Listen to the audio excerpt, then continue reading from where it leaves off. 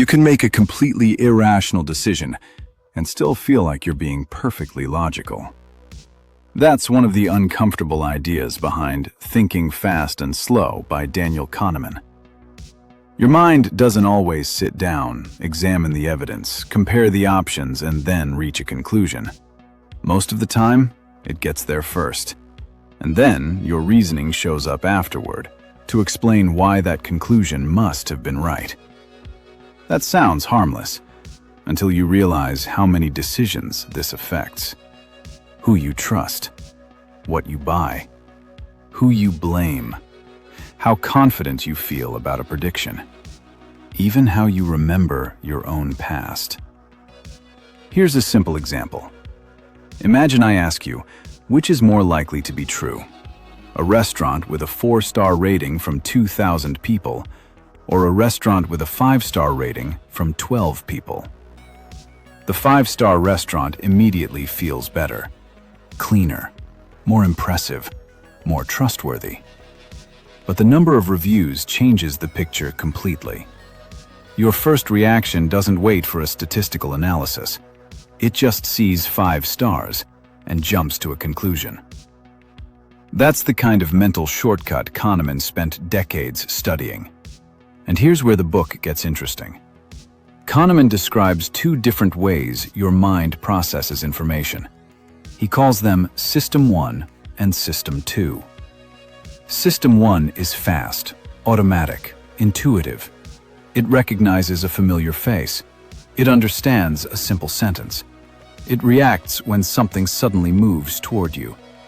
You don't have to consciously tell it what to do. It just happens. System 2 is different. It's slower, more deliberate. It has to actually think. If I ask you to calculate 17 times 24 in your head, you can't just glance at the numbers and know the answer. You have to concentrate. That's System 2. And here's the problem. System 2 is expensive. Thinking carefully takes effort. Your brain doesn't want to spend that effort every time it encounters a decision. So whenever it can, System 1 takes over. Usually that's useful. Imagine having to consciously analyze every car before crossing a street. Every facial expression, every sentence, every sound. You'd barely get through breakfast. Fast thinking makes everyday life possible.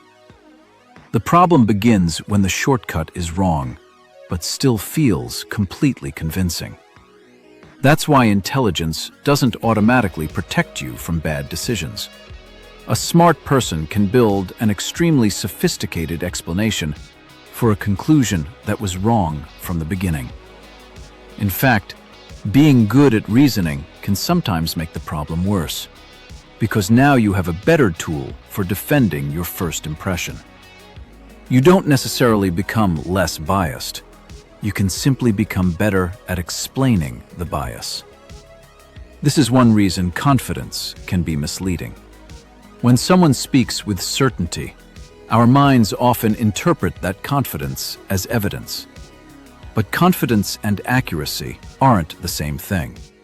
Someone can be completely convinced and completely wrong. And the more coherent their explanation sounds, the easier it becomes to forget one uncomfortable question. What evidence would actually prove them wrong? Kahneman also explores something called cognitive ease.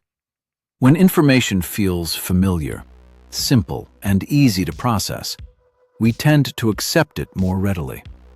That's why repetition can be powerful.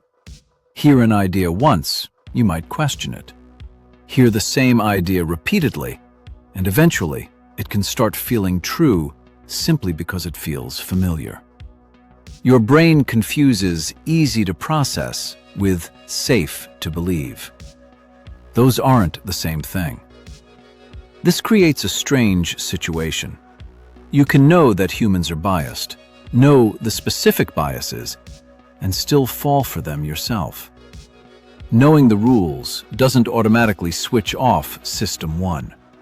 That's because these shortcuts aren't bugs that you can simply uninstall. They're part of how the mind operates. The real advantage isn't becoming perfectly rational. That's probably impossible. It's learning to recognize the moments when your first answer deserves to be questioned. If you're enjoying this breakdown, a quick like helps BookFlow reach more people who are interested in the actual ideas behind important books. And if you want more book summaries that focus on the ideas rather than motivational cliches, subscribe to BookFlow. Because the most dangerous decisions aren't always the obviously stupid ones. They're the decisions that feel obvious.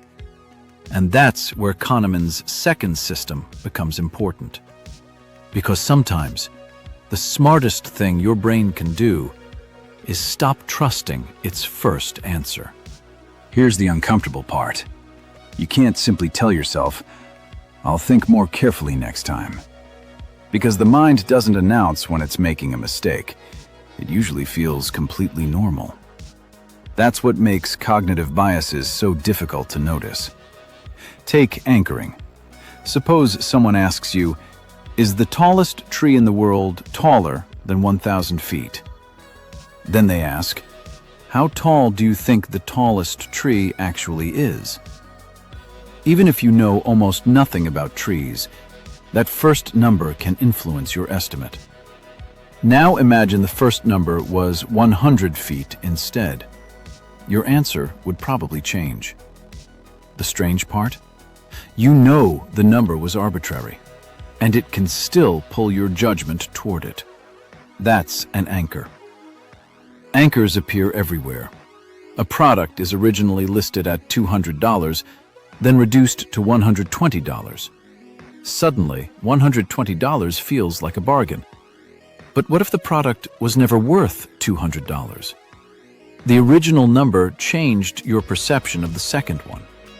You aren't simply asking, "Is this worth $120? Your mind is quietly asking, "How good does $120 look compared with $200? That's a completely different question. Another problem is availability. Your brain estimates how common or likely something is, partly by asking, "How easily can I remember an example?" And that can produce some bizarre conclusions. Imagine hearing 3 dramatic stories about shark attacks. Suddenly, sharks feel much more dangerous. The actual statistics didn't change. Your memory did. What is vivid feels important. What is easy to remember feels common. But memorable and probable are not synonyms. Then there's loss aversion. Losing something usually feels worse than gaining the same thing feels good. Imagine finding $100 on the street. You'd probably be happy. Now imagine someone gives you $100 and later takes it away. The amount is identical. The emotional experience isn't. The loss feels larger. And this changes how people make decisions. They may reject a potentially valuable opportunity simply because they can't tolerate the possibility of losing. Kahneman and his research partner Amos Tversky used this idea to challenge a major assumption about economics. Traditional economic models often imagined people as rational decision-makers. People supposedly evaluate the options, calculate the expected outcomes, and choose whatever gives them the most benefit. Real humans don't work that neatly. We care about losses differently. We react to framing. We rely on shortcuts. And we can make different choices depending on how exactly the same information is presented. Consider this. A doctor tells a patient, "This procedure has a 90% survival rate." That sounds reassuring. Now imagine the doctor says, "This procedure has a 10% mortality rate." Same numbers, same procedure, completely different emotional reaction. The facts didn't change. The frame changed. And System 1 reacts to the frame before System 2 has a chance to remind you that the mathematics is identical. This is why the book isn't really telling you to stop using intuition. That would be ridiculous. Fast thinking is incredibly useful. A firefighter doesn't have time to calculate every possible outcome during an emergency. An experienced doctor can recognize patterns that a beginner might miss. A professional athlete doesn't consciously calculate every movement. Experience can make intuition remarkably powerful. But there's a catch. Intuition works best when the environment provides reliable patterns and you have enough experience to learn them. Outside those conditions, confidence can become a trap. And that leads to one of the most useful lessons in the entire book. When something feels obvious, that's exactly when you should ask, what am I missing?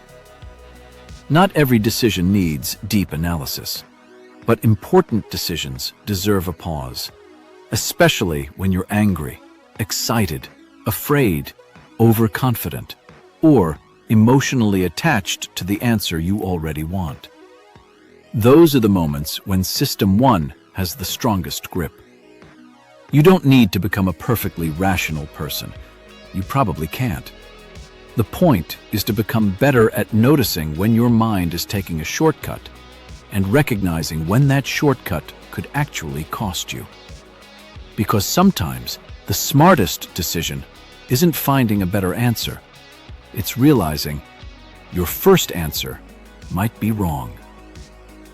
If this summary gave you a different perspective on your own decisions, leave a like and subscribe to BookFlow if you want more books broken down into their most useful ideas without turning them into generic motivational content. Thanks for watching.